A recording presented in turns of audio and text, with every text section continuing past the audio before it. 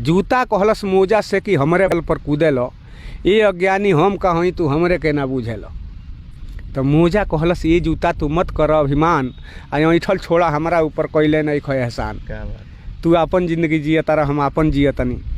तो मोजा के ये बात सुन के जूता कहलस डांट के, मोजा के ये बात सुन के जूता कहलस डांट के, एक दिन जो हट जाई नू तो जियान हो जाइबा फाट के। बात सही बात। एक दिन जो हट जाई तो जियान हो जाइबा फाट के।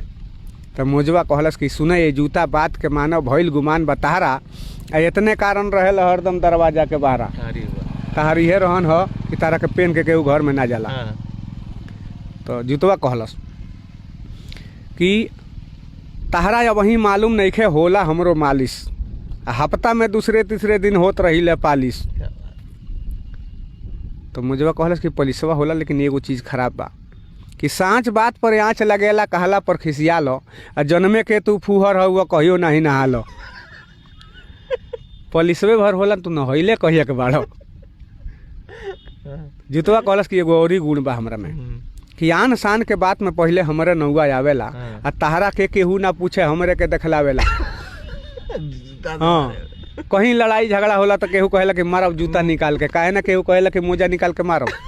बात सही बा एकदम। तो मोजवा कहलस कि सुने ये जूता अब वहीं तहरा धइले बाटे भुलावना, आ छठियारा में तहरा कहियो पड़ल नहीं बिछावना, इतना बहस तराज ले कहियो रजाई गदा में गइल बड़ो एकदम ना।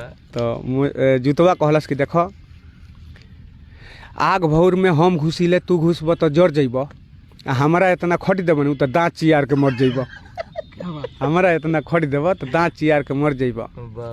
मोजवा कहलस कि जान तनी भाई तू कौन जात हुआ, कहाँ रहेलो, तेरा बारे में जान तनी हूँ। क्या बात है। कहलस कि वही जोग तू बटले बाड़ा रहे गोबर को थार पर, इतने कारण तो के केहू धरेला नहीं कपार पर।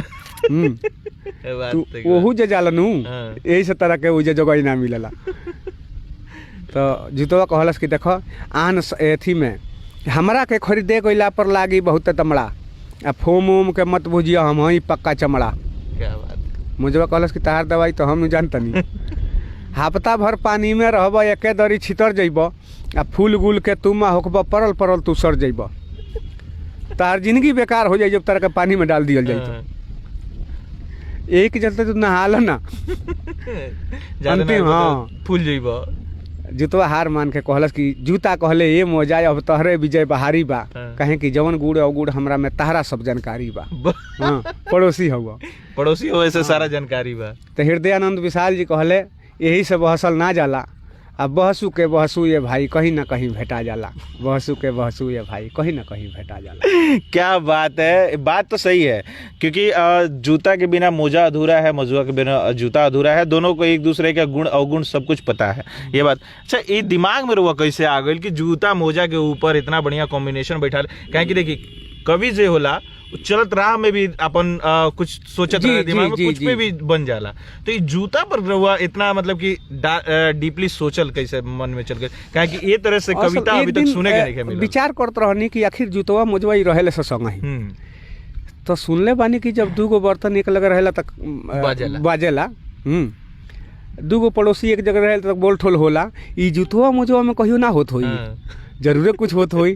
तो कवि के सोच अब वही में सोचे लगनी, तो कहनी कि जूता के बारे में पहले जानकारी कहनी, मोजा के बारे में कि कौना में कौन गुड़ अवगुण का बा।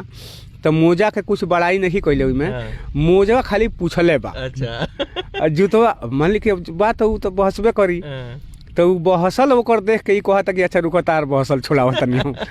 तो इहे देख के कभी हाथ से कभी बानी तो हमरा कहीं से खोज लिहल काम बा, हंसे खातिर कहीं दूर नहीं खे जाए के। जी जी।